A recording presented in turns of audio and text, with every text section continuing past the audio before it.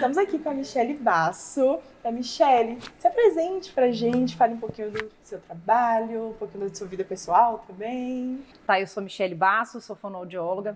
Eu trabalho na área de neurodesenvolvimento há mais de 20 anos. Eu sou especializada em linguagem e sou terapeuta da IR Floor Time. Desde de 2012 para cá, eu trabalho especificamente com autismo. Estudo e trabalho com autismo. E em 2013 nasceu meu filho, o segundo filho, que tem uma mutação rara chamada TBL1-XR1. E essa mutação confere também o autismo para ele, né? Então, mais uma coisa surgiu para poder motivar a me aprofundar ainda mais e querer entender como ajudá-lo. E com essa construção eu pude aprender a como ajudar melhor as crianças que eu já atendia, né, e já acolhia. Muito legal, assim. Então você começou o seu interesse pelo desenvolvimento, né, do autista, foi antes do seu filho, né? Foi. Então foi uma coisa que uniu ali, mas que não quando você falou, eu pensei que você tinha tido filho, e aí você falou, olha, vou me especializar mais nessa área que eu estou vivenciando, né? Então foi uma coincidência da vida, né? Foi. É curioso isso, porque assim, a maioria das pessoas é justamente ao contrário, né? Vai nessa linha de eu tenho um filho e eu preciso entender, então eu vou me aprofundar e estudar a respeito disso. Eu já estudava o autismo e já tinha muitas dúvidas. Eu tinha muitas dúvidas e eu sentia que na minha mala de ferramentas, né, faltavam informações. Eu não sabia muito como ajudar as crianças que vinham para mim, como acolher essas famílias. E com a vinda do Davi, sentar do outro lado da mesa, né, quando a gente fala assim, porque quando você é um profissional, você fica muito no campo da teoria e da prática da clínica só, que é completamente diferente da vivência do seu dia a dia dentro de casa. É bem menos palpável, né? Exato. Quando você está, de certa forma, de fora. E a gente vê um gap, uma distância gigantesca entre a teoria e a prática da clínica e a vivência como mãe. Porque quando você está ali como mãe, algumas coisas elas não se encaixam. Algumas coisas elas ficam faltando. Então, o que eu tenho certeza hoje, que nós não temos todos os saberes. Nós estamos construindo saberes e que muitos saberes que a gente tinha absoluta certeza, eles não são aplicáveis. Não são 100% aplicáveis. Uma coisa é a pesquisa científica padronizada em larga escala. Não. E a individualidade, ela é real quando você vive na pele e aquilo não dá conta de atender as suas necessidades. Então, eu falo que a gente nunca vai parar de estudar, a gente nunca vai parar porque a gente nunca vai estar pronto. E essa busca tem me proporcionado ajudar muitas famílias, ainda bem. E você falou agora em relação a ajudar as famílias, e eu imagino que o fato de você ser mãe de uma criança autista, você pode acolher não somente a criança, como a família, né? Você consegue, eu imagino que cheguem muitas mães assim que se sentem perdidas, muitas vezes sem um apoio, sem um suporte. Eu acho que você assim, deve conseguir olha, eu tenho um filho autista também, sabe? E dar um suporte além de ser só algo técnico. Exato. Ali. Sabe que, como profissional, eu pensava assim, muitas vezes, como eu falei, a nossa teoria, a nossa prática falha, porque ela tem um limite. E aí, é instinto do profissional, entre aspas, botar a culpa na família. Não funcionou porque a família não aderiu, não funcionou porque a família não entendeu.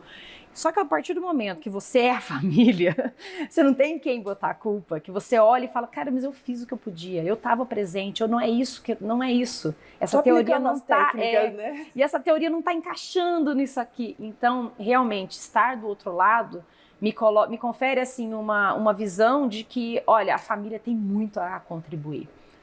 Ela nos ensina todos os dias e todas as vezes que a gente entender isso como profissional, que quando nós conhecemos um autista, nós conhecemos um autista. E a família conhece aquela criança, aquele filho, o cônjuge, etc. Aquela família, ela tem que construir o nosso saber a respeito daquele indivíduo. Respeitar a individualidade, né? E é interessante isso porque eu percebo que muitas vezes a gente coloca, é autista, síndrome de Down. Como se fosse a personalidade daquela criança, daquela pessoa, daquele indivíduo. E não é, né? Ali acho que tem um espectro. Isso. Mas dentro do espectro, cada um vai ter a sua individualidade. Então, não adianta pensar assim que, eu conheço um autista, eu conheço todos. Exato. Né? E a gente tem uma trajetória, né, na ciência de tentar medir aquilo que a gente vê. O que é tangível, né? Um comportamento medido, como eu avalio e eu coloco dentro de caixas, né? Esse aqui é assim, esse aqui é assim. Então, esse visível, muitas vezes, não é o suficiente. E a escuta do sintoma, entre muitas aspas, né? O que é que eu sinto para me levar a fazer tal sinal? Aí que eu acho que reside a questão fundamental do autismo. Porque o autismo, a gente não tem essa escuta muitas vezes. E essa escuta, que para uma pessoa não falante, às vezes ela passa pelo olhar do que está acontecendo, como que eu interpreto tudo isso, para além daquilo que eu só estou vendo e medindo. Não sei se faz sentido como eu estou tentando explicar, mas eu fico pensando assim, o quanto que é importante nós olharmos para aquela pessoa de uma forma muito exclusiva e começar a entender por que ela se comporta dessa forma, por que ela está necessitando desse tipo de suporte ou daquele tipo de suporte, quais são as ferramentas de comunicação que ela elegeu para se relacionar com o outro e por que ela quer se relacionar com o outro. Muitas vezes a gente quer que o autista se relacione, né? Se relacione com interaja, comunica, mas cadê o desejo? Qual é a intenção dele? Qual é o desejo dele se comunicar? Existe isso? E se não, por que não? Se não, e por que não? Exato, e por que eu quero que ele comunique, né? A gente determina muitas coisas para os autistas, muitas vezes, sem saber se aquilo parte de um desejo deles. E aí isso desumaniza. Desumaniza, porque as pessoas típicas, elas têm o direito de falar, eu sou introvertida. Exato, eu não quero. Eu não gosto de lugar muito cheio, eu gosto mais de ficar em casa. E ninguém trata como, meu Deus, como assim? Nossa, se eu não fizer ele se comunicar, ele não vai ser ninguém na vida. Não, sabe, existe hoje tantas possibilidades, né? Óbvio, assim, que eu acho que a família e o próprio indivíduo ali vai querer se desenvolver o máximo que seja possível ali. Mas não, a gente talvez tenha uma noção, uma visão diferente do que é o desenvolvimento, né? Que eu acho que coloca dentro de checklists, assim, ó. Isso aqui é desenvolvimento. Se você não tem essas características, você não está se desenvolvendo. A gente fica com uma régua, né? Essa régua do neurotípico de que se o autista só vai ser feliz e bem-sucedido se ele alcançar todos esses marcos que são imprescindíveis para as pessoas. Mais ou menos, né?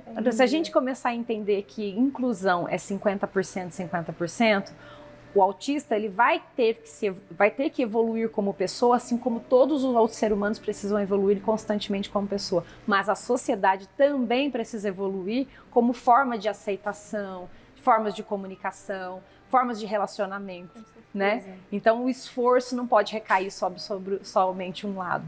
Sim, e justamente por isso que é tão importante existir a comunicação sobre isso, falar sobre isso.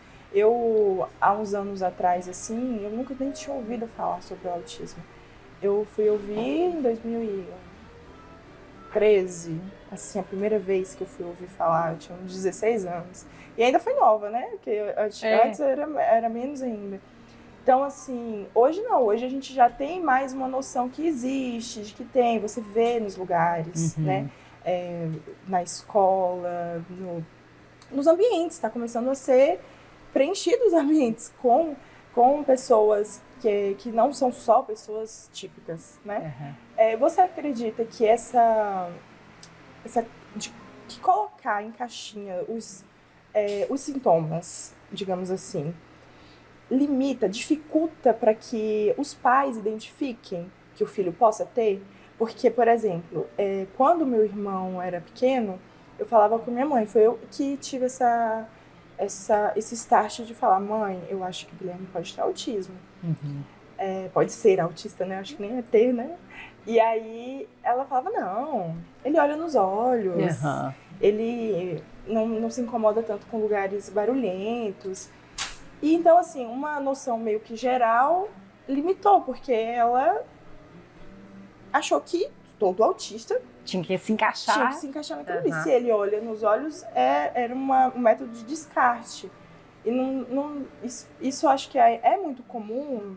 E dificulta, né? Dificulta. Sim. Eu vejo que, além dessa questão de a gente ver que tem muitos estereótipos sobre o autismo, que o autismo, o autista, ele não pode olhar nos olhos, o autista, ele não tem que ter muitas habilidades, ou não, tem que ter um déficit muito grande.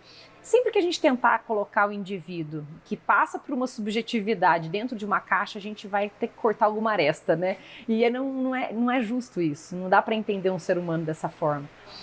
Eu vejo que, além dessa questão que nós estamos conversando, tem uma outra coisa que está associada a isso, que é o desempenho. O desempenho do autista frente às relações sociais, frente à comunicação, frente ao aprendizado, ele pode e vai ser mais flutuante do que uma pessoa neurotípica, porque passa pela capacidade de autorregulação momentânea. Então, se ele não está autorregulado naquele momento, naquele contexto, com aquele par de relação, o desempenho não vai ser o mesmo. E aí a gente sempre fica com aquela frase que a gente escuta, fulano não generalizou. Não é que ele não generalizou. Muitas vezes ele não vai se comportar com o outro da mesma forma que ele comporta com um terceiro. Porque são relações únicas. E aquele momento de autorregulação é único. E a base de onde ele parte é a autorregulação. Porque o desempenho está totalmente atrelado a isso. Então, acho que conta toda a questão do quanto ele está confortável com o ambiente, com a pessoa, não é? Assim, igual o meu irmão, eu fico falando dele porque é uma referência importantíssima. É um amor da minha vida. Eu também falo do filho tempo eu brinco, eu sou irmã. Irmã. Ele, por exemplo, ele gosta de sair. Ele adora sair. Ele adora ir no restaurante, ele gosta de ir no shopping. E tem muitos autistas que não gostam, que para os pais conseguirem sair é uma dificuldade, a criança tem crise, não gosta. Meu irmão, ele adora, ele vê gente, ele fala, oi, tudo bem? Ele quer conversar, você elogia ele fala, eu sou lindo. Tem uma autoestima assim, altíssima. Eu também. E talvez essas características não sejam tão comuns. Não, mas ele é assim, sim, sabe? E ele tem os desafios dele em outras coisas, sabe? E essa da personalidade dele, que se fosse, não, então não é autista, porque se ele reage assim, ele não é autista. Como se fosse uma divisão, né? Porque são caixas. E a gente tem o tempo todo colocar em caixas. Sim. E quando a gente fala em espectro, eu gosto muito de dizer que é um espectro de possibilidades, né? Não um espectro só de dificuldades, é um espectro de construção de indivíduos. Então, é muito complexo a gente tentar medir, quantificar, provar. Porque se você aplica uma prova de teste, depende do estado de autorregulação. O desempenho está atrelado ao estado de autorregulação. Pode ser que o teste seja terrível. Então, e a gente sabe quão cansativos são esses testes de aplicação prolongados, que tem que ter toda uma formalidade, que o aplicador ele não pode repetir mais de tantas vezes, ele não pode dar dica, ele não pode se relacionar com a pessoa afetivamente. E não é um teste só, né? São vários. Então, como assim? É tão difícil isso, porque passa pela capacidade de autorregulação e ela vai afetar o desempenho. Então, eu questiono muito. Hoje a gente está tendo uma oportunidade muito importante nesse evento de quebrar paradigmas, de começar a olhar para o autismo de uma forma respeitosa e de olhar para o autismo como ele realmente é, sem a régua do neurotípico, né? Porque a gente fica tentando pôr a régua do neurotípico em todos os autistas e sempre vai propor a eles, dessa forma, uma linha de chegada que nunca chega. Sim. Né? E o próprio autista, eu acho que pode gerar até uma frustração. Sim. Por não se encaixar, tipo assim, eu não me encaixo nem aqui, que seria, tipo assim, o meu local, eu não me encaixo aqui, porque eu não faço isso, não faço aquilo, não sou desse jeito, eu tenho outras características, então eu acho que isso pode gerar uma frustração também. Né? Eu me preocupo muito com isso, me preocupo muito com essa construção da autoestima deles. Porque quando a gente está pensando em neurodesenvolvimento, em desenvolvimento, Não dá para pensar no desenvolvimento da fala, desenvolvimento motor. Não, a gente desenvolvimento de um sujeito. Esse sujeito ele tem que ser constituído com autoestima, com consciência de quem ele é, de respeito por quem ele pode ser naquele momento, porque nós estamos em constante construção. Então, eu penso que a autoestima do autista ela não pode ficar fora da meta principal. Ela sempre tem que estar acoplada a cada um dos objetivos que estão sendo trabalhados. Então, ele falha em muitas coisas e ele sabe que ele falha. E se a gente fica sempre apresentando a falha, nós estamos dando a ele essa percepção de que ele não é competente. Reforçando cada dia mais, né? Essa ideia, realmente. E em relação, assim, ao autismo nas pessoas adultas, você hoje atende mais crianças, ou você também atende adultos, pessoas mais idosas, e não só na questão da comunicação, mas também no lugar no mundo mesmo, assim. Sim. No consultório, na questão clínica, o meu foco sempre foi crianças. Mas é muito curioso isso, porque o público, essas crianças, elas estão crescendo, né? Então, hoje eu estou percebendo que eu estou tendo uma população mais adolescente, cada vez mais, né? E também a convivência com adultos.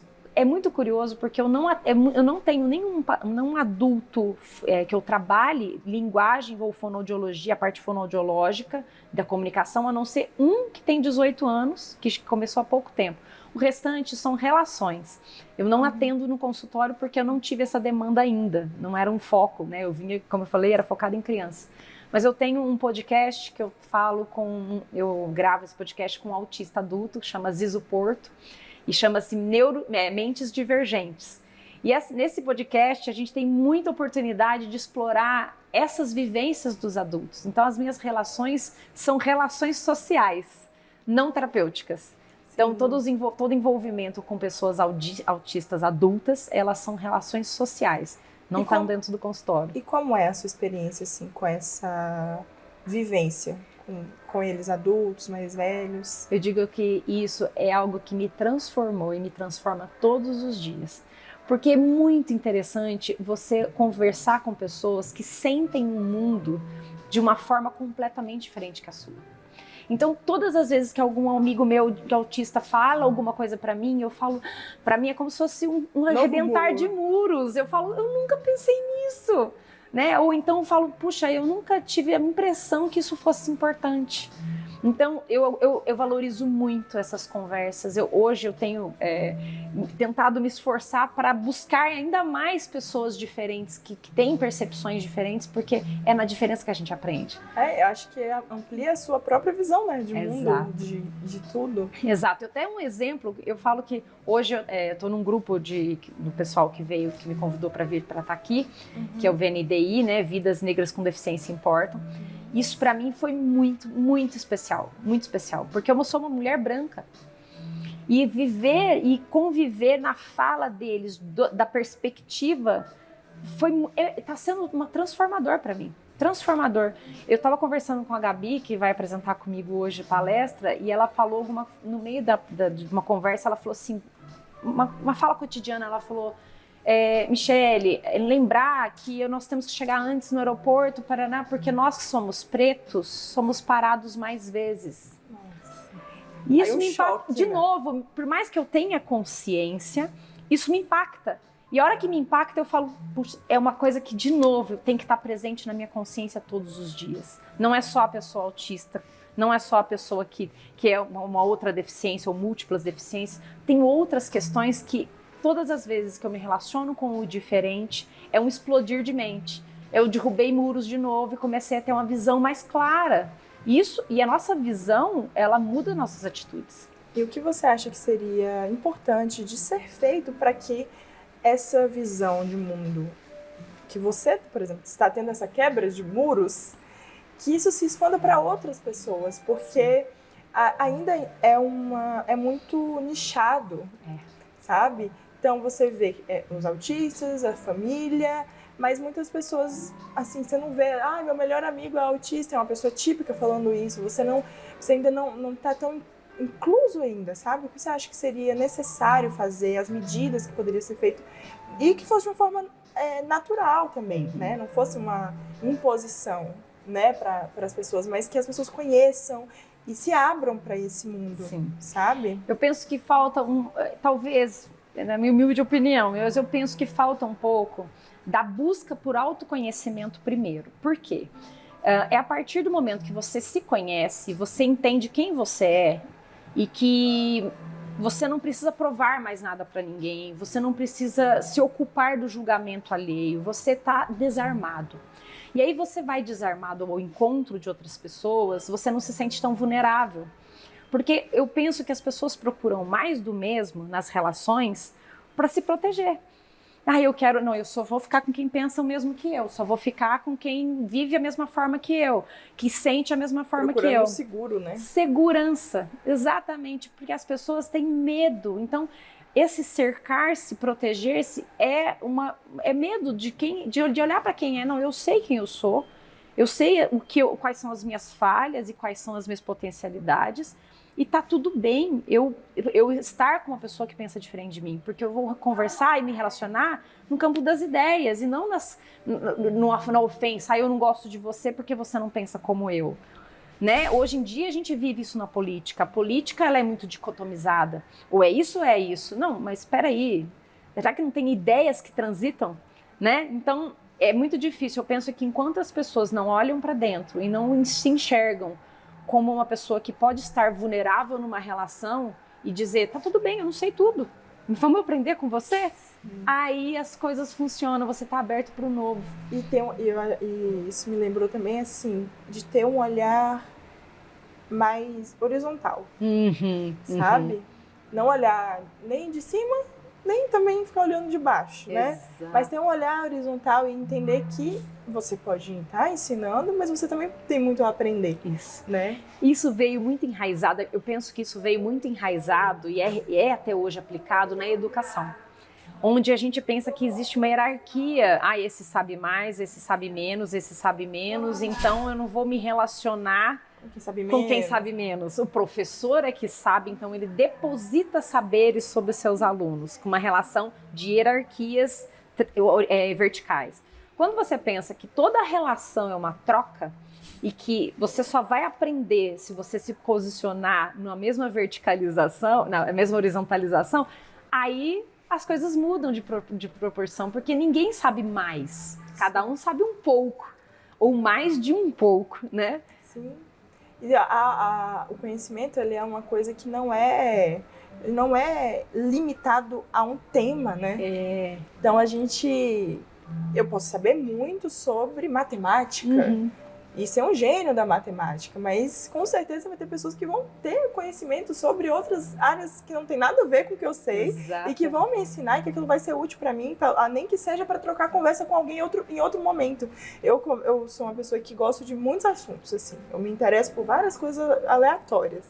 E acaba que é muito raro eu estar em uma situação em que não tenha nada a dizer.